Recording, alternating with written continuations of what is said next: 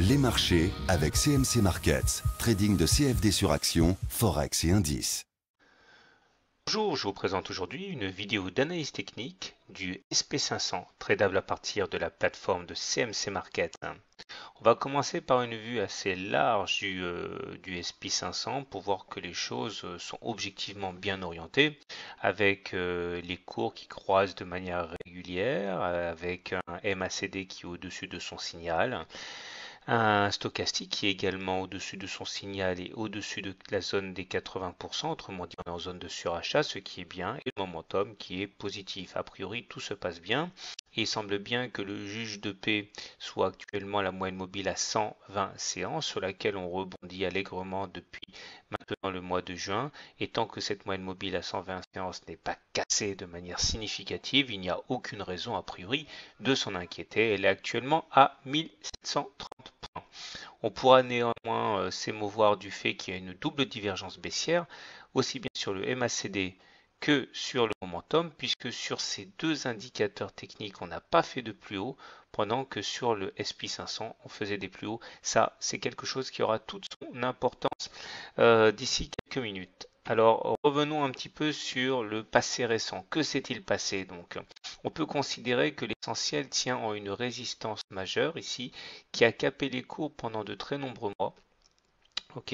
Et une fois qu'elle a eu été cassée, ici, eh bien, il s'est passé ce qu'on appelle un changement de polarité et cette résistance est devenue support. Ce support a bien sûr été mis à rude épreuve ici et là, mais il a bien joué son rôle comme il est attendu lors du changement de polarité des résistances qui deviennent support. De manière plus large, on peut voir que les cours sont en train d'évoluer actuellement à l'intérieur d'un biseau d'élargissement ascendant, signifié ici par les pointillés roses, et on peut donc se préparer aux secousses dans la zone des 1860, puisque chaque fois qu'on est venu solliciter cette oblique haute, eh bien on a connu une décrue. Alors, du coup, ce à quoi on peut s'attendre relève en fait de deux théories différentes. La première, c'est la règle du balancier, c'est-à-dire que lorsqu'une résistance importante est cassée à la hausse, comme c'est le cas ici, eh bien, il s'agit de prendre l'amplitude de la dernière oscillation sous résistance que l'on va reporter au-dessus du point de cassure, ce qui nous donne un objectif ici signifié par cette oblique bleue tracée de manière parallèle à celle-ci et nous renvoie aux alentours de 1860 aussi. Autrement dit, on considère que le chemin parcouru avant la résistance doit être parcouru au-delà de la résistance, qui nous donne effectivement la zone des 1860 en point de mire. De manière différente, on peut utiliser également la théorie des biseaux d'élargissement pour considérer qu'une fois qu'on aura touché les 1860, il y a de fortes chances pour qu'on fasse une rotation en sens inverse dans le biseau d'élargissement, ce qui nous amènerait donc à aller, si on va à terme du mouvement, aller chercher donc les 1780 ici.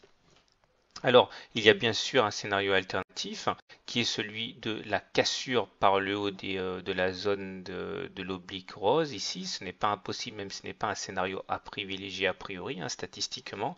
Et dans ce cas, on appliquerait une fois de plus la règle du balancier, c'est-à-dire qu'on prend la distance parcourue en dessous de la résistance lors de la dernière oscillation, que l'on reporte au-dessus du point de cassure éventuellement, le cas échéant, ce qui nous donnerait le ralliement de cette nouvelle oblique et avec un objectif très ambitieux, à savoir les 1920.